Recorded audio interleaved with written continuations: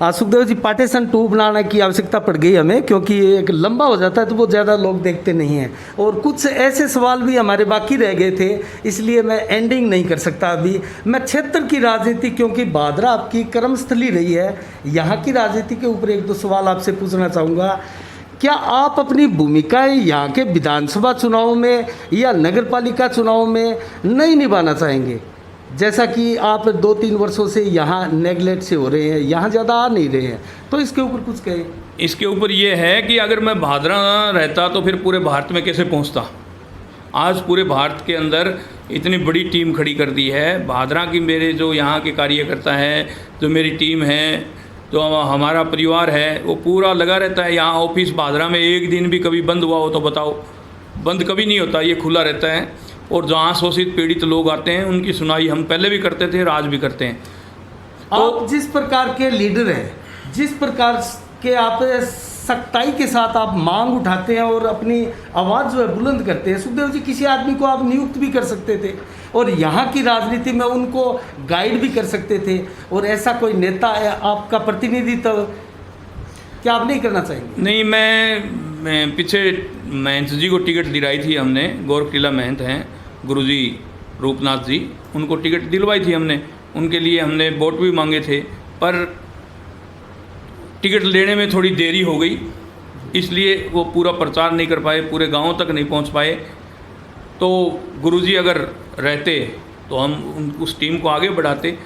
और कार्यकर्ता यहाँ की कार्यकारिणी है, वो आज भी बनी हुई है और आज भी काम कर रहे हैं। अभी पिछली 25 तारीख को प्रदेश कार्यालय में जयपुर मीटिंग थी, उसमें भी यहाँ के कार्यकर्ता हैं वो सारे गए थे और आगे भी जाते रहते हैं। तो राजनीति यहाँ की जो भी कोई घटनाएं होती है, उन घटनाओं का ज्ञापन दिलवाना, सरकार को अवगत कराना, उनकी सुनाई करवाना, ये हम पहले से मैं पूरे भारत में घूमता रहा हूँ तो भी यहाँ हमने करवाया है। यहाँ जो भादरा में के अंदर इतने बलात्कार के मुकदमे हुआ करते थे, इतनी लड़कियों के मुकदमे हुआ करते थे, उनमें इतनी एकदम गिरावट आई। आपने देखा एक भी किसी को हमने नहीं बख्शा। अगर पीड़ित परिवार है वो खुद जाके राजीनामा कर ले, उसका मैं कह नहीं सकता। बाकी हमने हमारी तरफ से लड़ाई लड़ने में कहीं भी उनकी कमी नहीं छोड़ी। चाहे कितना ही बड़ा एमपी होगा, चाहे कितना ही बड़ा विधायक होगा, चाहे कितना ही बड़ा पुलिस बेड़ा होगा, चाहे कितनी बड़ी सरकार होगी, हमने हमारी मांग मनवाने के लिए हमेशा दरी बिछाई उपखंड कार्यालय के आगे। और आज भी कहाँ जहाँ जरूरत पड़ेगी तो हम तैयार हैं।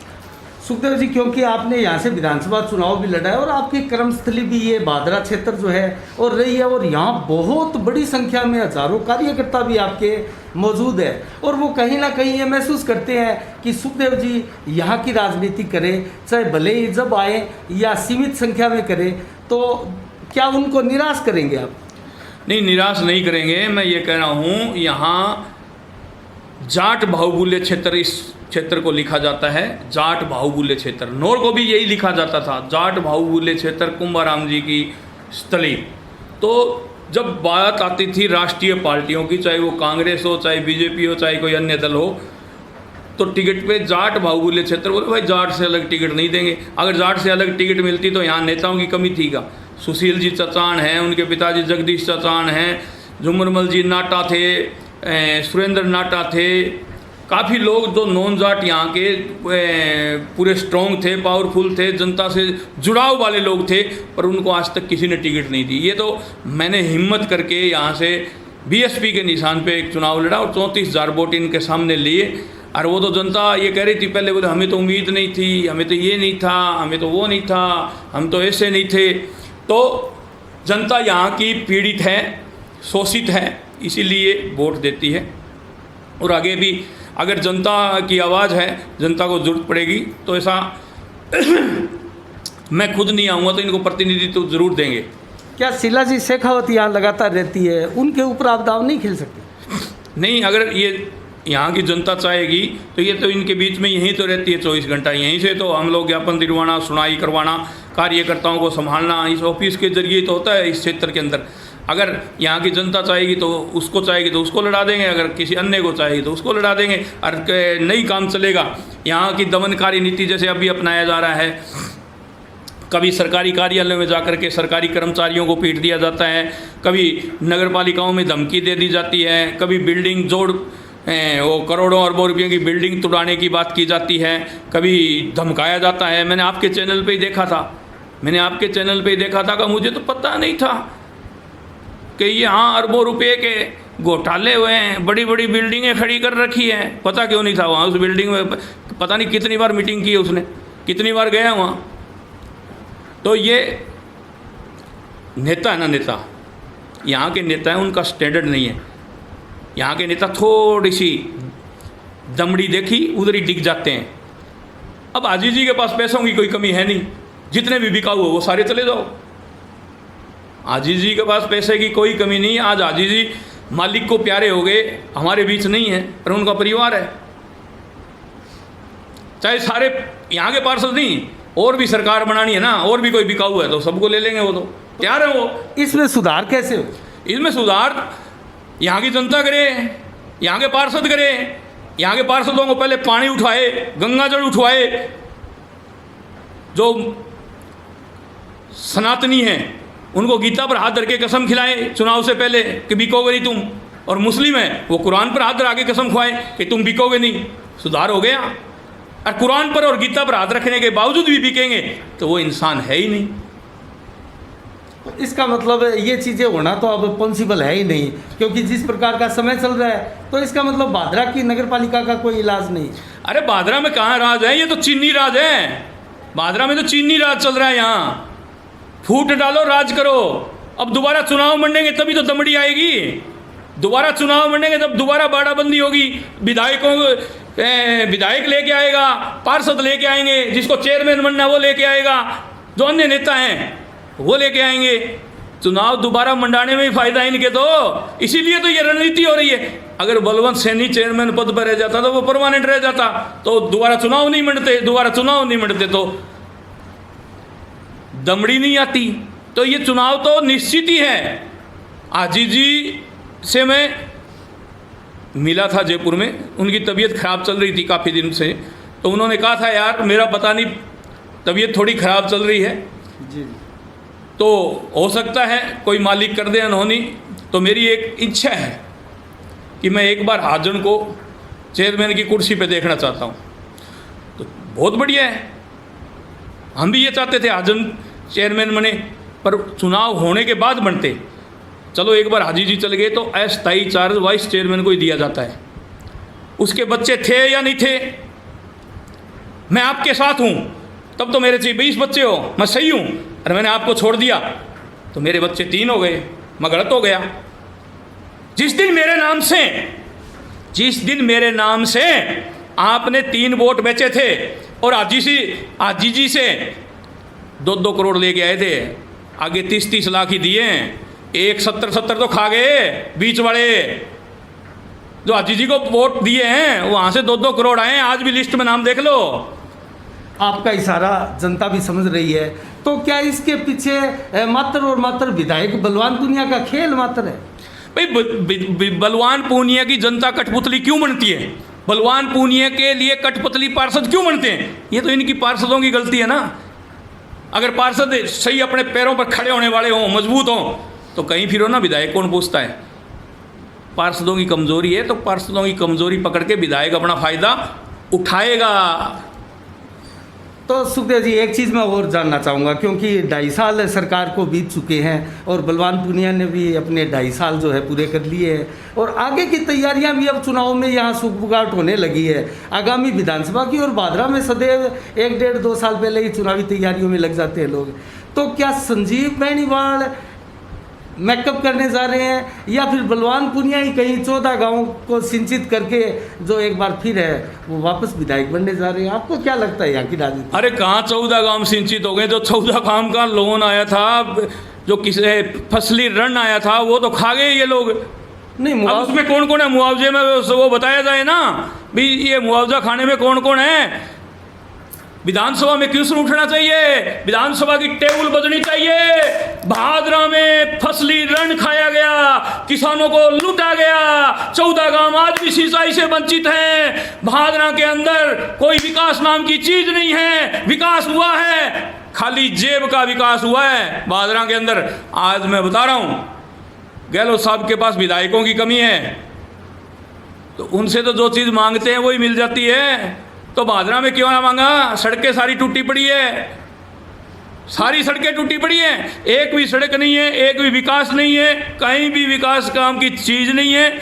यहाँ मैं तो चौधरी ज्ञान सिंह जी को धन्यवाद देना चाहता हूँ, जिन्होंने सिद्धमुख नहर को पूरी को भादरा में घुमा दिया, और उसी आदमी को गाड़ी देती है भादरा की जनता। अरे भादरा की जनता के लिए जो काम करता ना, उसको तो गाड़ी देते हैं। पूर्व चौधरी लालचंद जी कितने विकास किए यहाँ, जो यहाँ विकास करते हैं उसको तो लोग गाड़ी देते हैं, और जो यहाँ लूटता है ना उसको बढ़िया बताते हैं। बलवान पुनिया दावा करते हैं कि भादरा में आज तक का सबसे ज़्यादा जो है बीमा क्लेम भादरा में दिलाया है। अरे भादरा में दिलाने से क्या हुआ? तो भादरा में बीमा क्लेम सबसे ज़्यादा दिला दिया तो आप और किसान नहीं है इस देश के? ये तो बड़े बड़े लच्छेदार भाषण देने के लिए गंगानगर भी जाते हैं, ये लच्छेदार भाषण दिलाने के लिए अनूपगढ़ भी जाते हैं, गढ़साना भी जाते हैं, हनुमानगढ़ भी जाते हैं। तो वो किसान नहीं है क्या? फिर उनको क्यों नहीं दिलवाया? इसका मतलब समझती है जनता, पूरी जनता इस देश की इसका मतलब समझती है। किसान अलग अलग है क्या? भादरा तहसील के अलग हैं, 14 गांवों के अलग हैं, इधर के अलग हैं। तो फिर ये घोटाला हुआ कैसे? सबसे ज़्यादा पैसे दिला के ही तो घोटाला किया गया है। अगर कम पैसे मिलते तो सारे लोग रोने लग जाते, हाय मर गए, हाय मर गए। अब मेरे पास लाख आ गए मैं खुश, आपके पास 1.5 आ गए आप खुश, इनके पास 3 आ गए ये खुश, इनके पास 2 आ गए वो खुश। अरे जिनके नाम से खा गए पूरा का पूरा उठा के, जिनको पता ही नहीं तेरी ज़मीन का बीमा था या नहीं था, रोना तो उस बात का है, रोना तो उस बात का है। और यहाँ क्या हो रहा है पता नहीं। तो गहलोत साहब ने आंखें बंद कर रखी है। पता नहीं यहाँ के कांग्रेस के जो पदाधिकारी हैं, कांग्रेस के जो मंडल अध्यक्ष हैं, कांग्रेस के अध्यक्ष हैं, कांग्रेस के जो पदाधिकारी हैं, कांग्रेस के जो पार्षद हैं, उन्होंने पट्टी बांध रखी है। पता नहीं यहाँ कांग्रेस को ख़त्म कर रहे हैं ये लोग मिल करके सब। कांग्रेस ख़त्म हो रही है यहाँ। कांग्रेस को आवाज़ उठानी चाहिए, कांग्रेस को जाकर के वहाँ रोना चाहिए। कांग्रेस को या तो फिर यहाँ के विधायक महोदय हैं, उनकी पार्टी ने उनको निकाल दिया, निलंबित कर दिया था, अब वापस लिया नहीं, मेरे को पता नहीं, निलंबित कर दिया था। किस बात को लेके किया था पता है आपको? जो लोकसभा चुनाव होने के बाद ये जो राज्यसभा चुनाव हुए थे, राज्यसभा चुनाव के अंदर घपला हुआ था। वहाँ मैंने तो देखा नहीं, दबी जुबान सुना है मैंने तो 12 दिए थे भाई, 12 दिए थे। वो सारे के सारे लेके कोई विधायक घर में भाग गया, उसको पार्टी से निकाल दिया। और जो पार्टी फंड में जिसने जमा करा दिए, पार्टी फंड ने 4 काट लिए, 8 वापस दे दिए। लो जी, अब 12 करोड़ 8 करोड़, हमने तो नाम सुना जी तहसील में, हमने तो इतने बड़े डकैत देखे नहीं नेता, पहली बार ही सुन रहे हैं, पहली बार ही देखने में आ रहा है। इतने बड़े भी डकैत राजनीति के अंदर होते हैं क्या? ये गहलोत साहब की जो विधायकों की कमी का फ़ायदा उठाया जा रहा है और भादरा के अंदर कांग्रेस को ख़त्म किया जा रहा है। ये बात मैं धड़ल्ले से रख रहा हूँ और धड़ल्ले से बोल रहा हूँ। अगर भादरा के अंदर कांग्रेस को ख़त्म नहीं किया जा रहा तो जो कांग्रेस के प्रत्याशी थे, चाहे डॉक्टर सुरेश चौधरी हो, चाहे जयदीप जी डूडी हो, वो पार्षद मनोनीत करे ना यहाँ, कांग्रेस का रुतबा जब बढ़ेगा। नहीं तो जयदीप डूडी ने तो आप बलवान पुनिया को समर्थन दिया था। वो समर्थन दिया था, वो ऊपर से उनकी क्या मजबूरी रही, कैसे रही, प्रधान उन्होंने बनवाया, विधायक बने तो उन्होंने समर्थन दिया। तो कांग्रेस के नेता खुद लगे हैं कामरेड के साथ, तो विपक्ष फिर यहाँ कहाँ रहेगा? अरे प्रधान तो देखो, ये बहुत बड़ी गहरी चाल थी इनकी, इन लोगों की, उसमें मैं नहीं जाना चाहता। जो अभी औलख साहब बने हैं वो भी बढ़िया आदमी हैं, वो भी बढ़िया हैं, पर इनकी घरेलू मैटर था, इनका घरेलू सिस्टम था। ये तो उस क्या नाम है उस कर्णपुरा से वो बलवान फगेड़िया, ये तो बलवान फगेड़िया को राजनीति में घसने का एक तरीका था। भाई बलवान पूनिया प्रधान बन गया तो कल को बराबर का टिकट का हकदार बन जाएगा, इसलिए बलवान पूनिया को घसने के लिए अंदरूनी फूट मानते हैं। 100% ही अंदरूनी फूट। अभी बेचारा जेल काट के आया, वो फूट नहीं होती तो जेल क्यों जाता? ये तो विद्युत कर्मी को पीटा था इन्होंने, तो जेल तो काटनी थी। अरे विद्युत कर्मी को पीटा था या नहीं पीटा था, आपने नहीं देखा, मैंने नहीं देखा, ये तो जांच का विषय था ना, ये तो जांच का विषय था ना, जांच होनी चाहिए थी। अब वो अगर होता सही तो ये तो गहलोत साहब के फूंक मारने से घास बढ़ता है। 24 घंटे में चेयरमैन को बर्खास्त करने का आदेश लिया जाता है, कभी क्या लिया जाता है, तो फिर उस फाइल को भी रोकना चाहिए था, इसको जांच होनी चाहिए थी ना उस फाइल की। सुखदेव जी, वर्तमान में अभी देखा जाए तो हाईकोर्ट के आदेश से बलवंत सैनी संभवतः पालिका अध्यक्ष है और आजम बैतुल बानो है, वो अगर हाईकोर्ट का आदेश देखे तो वो फिलहाल चेयरमैन नहीं है, लेकिन ये सेंस अभी भी बरकरार है कि आजम बैतुल बानो यहाँ की चेयरमैन है या फिर बलवंत सैनी है, और अभी तक ये ख़त्म भी नहीं हो रहा है सस्पेंस। तो इसके ऊपर आप क्या कहें? अब यहाँ आचार संहिता लग गई, अब इस बात पर विवाद करना गलत है। आचार संहिता लग चुकी है, ये काम हाई कोर्ट का है। हाई कोर्ट के अगर आदेशों की अवहेलना हुई है तो कोर्ट ऑफ कंटेक्ट लगेगा और जिन्होंने किया है उनको भुगतना पड़ेगा। अगर आचार संहिता नहीं लगी हुई होती तो अब तक उठापटक और भी होती। ये बात ये नहीं है, बात ये है कि हम भी कोई ये थोड़ी कह रहे हैं भी हाजम चेयरमैन नहीं होनी चाहिए, हम तो कह रहे हैं उनकी अंतिम इच्छा थी होनी चाहिए, पर ये चुनाव पार्षदों के होने के बाद चुनाव करके हाजम जी को बनाया जाता ना विधि से, तो वो बढ़िया रहता। अब हम तो ये चाहते हैं विधि से ना बने, हम तो ये चाहते हैं विधि से ना बने, तोड़ फोड़ हो, पार्षद खरीद फरोख्त हो, तो फायदा उसी में है। तो एक बात आप बताएं, क्या मांगीलाल गोयल के भी आप संभावना देखते हैं यहाँ पर? अरे मांगीलाल गोयल है, वो बाजार के नेता हैं, मैंने उदाहरण दे दिया आपको। इन्होंने कभी जगदीश चचाण को नहीं पनपने दिया, इन्होंने कभी सुशील चचाण को नहीं पनपने दिया, इन्होंने झुम्मरमल जी नाटा को नहीं पनपने दिया, इन्होंने सुरेंद्र नाटा को कभी पनपने नहीं दिया, यहाँ इन्होंने शिवनाथ जी लांबा को पनपने नहीं दिया, यहाँ इन्होंने मालूराम गोस्वामी है उसको नहीं पनपने दिया, ये किसी को पनपने नहीं देते। ये सगे सगे हैं, रिश्तेदार हैं, ये लंबी बेल जड़े हैं। वो पूनिया है वो बेनी वालों के गोत्र में है, वो वत्र कसुआ है वो उसके है, वो उसके है, ये सब सारे रिश्तेदारी में तार जुड़े हुए हैं। ये यहीं रहेगा गोलमाल, नॉन जाट भादरा में सोचो मत। ये जो बरवाली प्रकरण था, एक दलित का मकान तोड़ा गया था, आपकी राष्ट्रीय राजपूत करणी सेना ने भी वहाँ समर्थन दिया था, उस प्रकरण पर आप क्या कहेंगे? उस प्रकरण पे मैं ये कहूँगा कि ये दलित समाज के साथ बहुत बड़ा कुठारघात हुआ है। अगर महात्मा गांधी उसको योजना से मिला हुआ वो प्लॉट था, उसी से मिला हुआ उसको मकान था, या तो पहले सरकार ने दिया क्यों प्लॉट और मकान, और दिया तो फिर फोड़ने वालों के खिलाफ कार्रवाई क्यों नहीं?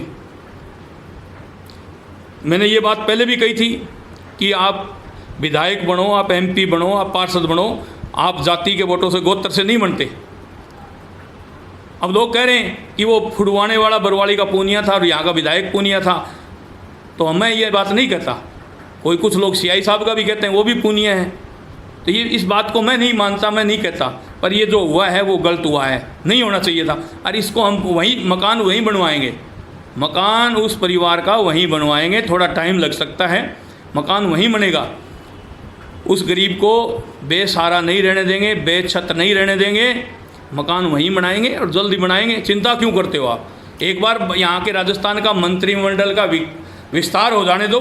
जो गहलोत साहब को खतरा महसूस हो रहा है कि मेरी सरकार कहीं गिर ना जाए, सचिन कहीं दोबारा दिल्ली ना भाग जाए, वो खतरा इनका मिट जाता है। मिटने के बाद मकान वहीं बनेगा और धड़ल्ले से बनाएंगे और उन्हीं आदेशों से बनवाएंगे। अच्छा सुखदेव जी, मैं एक चीज़ है, मैं पुरानी बात आपको याद दिलाना चाहूँगा। जब आप एथलेटिक्स थे और राजस्थान में 200 मीटर की रेस भी आपने जीती थी, 400 मीटर की रेस भी आपने जीती थी, और मुझे याद है बीकानेर क्रॉस कंट्री की रेस भी आप सदैव जीतते थे। और यहाँ के जो सरवण जी मास्टर जी थे, जो एनसीसी के जो मुख्य थे, वो सदैव आपको ले जाते थे और आप भागकर खरगोश तक को पकड़ लेते थे। आपका शरीर जो है चुस्त दुरुस्त था, मैंने देखा था। और उसी तेजी के साथ आपने मात्र 2 वर्षों में राष्ट्रीय राजपूत करणी सेना को इस विशाल सा संगठन खड़ा कर दिया, उसी तेजी से। तो क्या आप इसको राजनीतिक रूप क्यों नहीं देना चाह रहे हैं, जब इतना बड़ा संगठन खड़ा हो गया? और राजनीति क्यों आप बोल रहे हो? आप गहलोत पर भी निशाना साधते हैं, कभी वसुंधरा पर साधते हैं, कभी नरेंद्र मोदी पर साधते हैं, कभी राहुल गांधी पर, कांग्रेस पर भी साधते हैं। तो अपना कोई संगठन आप राजनीतिक वजूद बनाओ ना अपने संगठन की, और देश में आप भूमिका निभाओ। अगर देश की जनता चाहेगी, ये सरकारें दमन की नीति अपनाएगी, तो आपकी ये इच्छा भी बहुत जल्द पूरी करेंगे।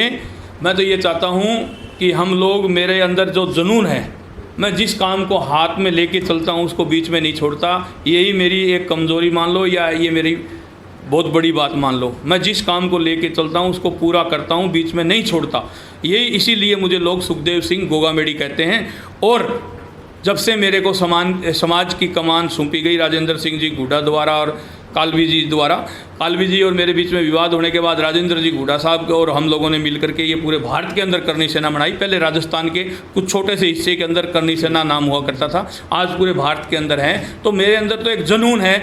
मेरे को ये कहा गया कि क्षत्रिय समाज को, राजपूत समाज को तेरे को जगाना है, एक करना है। मैं उसके लिए निकला और आज देख लो, लाखों लोग जहाँ बुलाते हैं वहाँ पहुँचते हैं और हम लोग शोषित पीड़ित की गाय की लड़ाई को लड़ते हैं।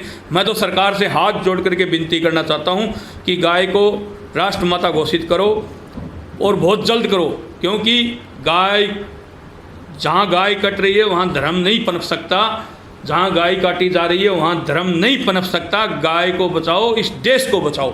अच्छा सुखदेव जी, आपके हजारों लाखों कार्यकर्ता है, वो कहीं ना कहीं आप में एक महाराणा प्रताप का अक्स भी देखते हैं, क्योंकि जिस तेजी के साथ और जिस जज्बे के साथ आप आवाज़ बुलंद करते हैं और नेताओं को आप खरी खोटी सुनाते हैं, तो कहीं ना कहीं उनकी भी इच्छा ऐसी रहती है कि सुखदेव जी जो है वो कहीं बड़े पद के ऊपर और बड़े लीडर के रूप में स्थापित हो। और आपने इस चुनौती को आप कैसे देखते हैं और आपको कैसे लगता है जब इतना बड़ा संगठन खड़ा हो गया और आप आज इस पद पर मौजूद हैं, तो कैसा आप फील करते हैं इसके लिए? मैं आपको बता दूं, महाराणा प्रताप जी जो वीर शिरोमणि महाराणा प्रताप सिंह जी हैं, उनके पैरों की धूल का एक कण भी नहीं हूँ मैं। तो वो युवा मुझे इसलिए बोल देते हैं कि महाराणा प्रताप जी भी लड़े झुके नहीं, हर जगह लड़ते थे।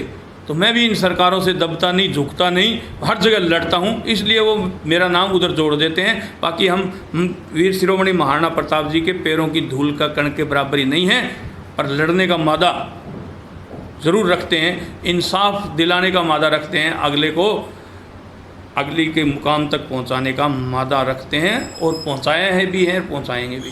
अच्छा, एक लास्ट सवाल मैं आपसे पूछूंगा। जिस प्रकार से इतिहास को तोड़ मरोड़ कर फिल्में बनाई जाती है और आपके ऊपर एक चैनल द्वारा एक्सटिंग किया गया बताया और 100 करोड़ के आरोप लगे थे, उस आरोप के ऊपर क्या सफाई देना चाहिए? उसमें ये है कि वो मेरे पास औरंगजेब पर पिक्चर बनाने के लिए आया था और उसने कहा मैं औरंगजेब पे पिक्चर बनाने जा रहा हूँ, तो इसमें काफ़ी विवादित सीन होंगे, तो जो दूसरे लोग हैं वो दंगा प्रसाद करेंगे, हमारे को मनाने नहीं देंगे। तो मैंने कहा भाई हमारे करनी सैनिक है, 200-400 में भेज दूंगा जहाँ जरूरत पड़ेगी। तो उसने कहा करनी सैनिक नहीं, मुझे तो वो चाहिए, बाउंसर चाहिए। तो मैंने कहा यार मेरे पास तो कोई सिक्योरिटी एजेंसी है नहीं।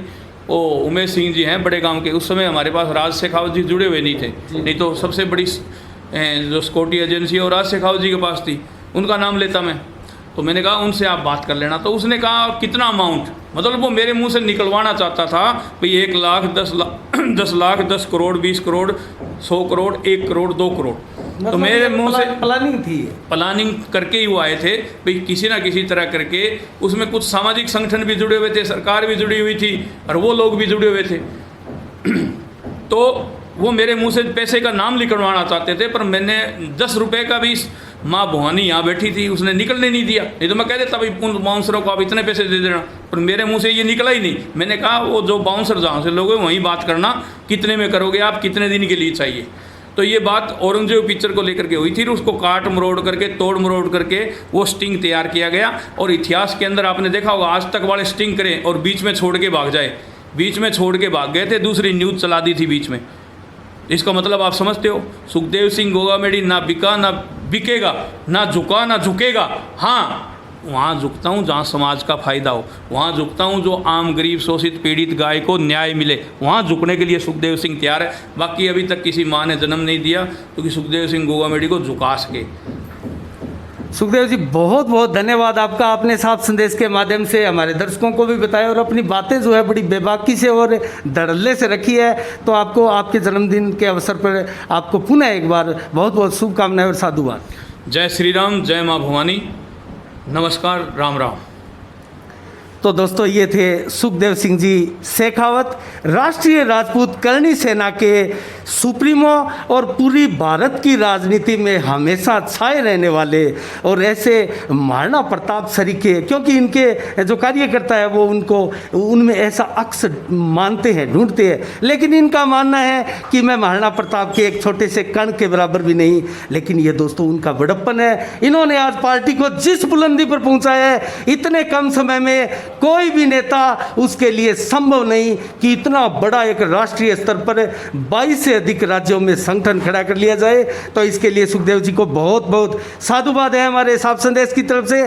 तो फिर आपसे मुलाकात होगी सुखदेव जी, तब तक के लिए साफ संदेश से मैं अनिल कौशिक, नमस्कार, जय भारत, जय जय राजस्थान।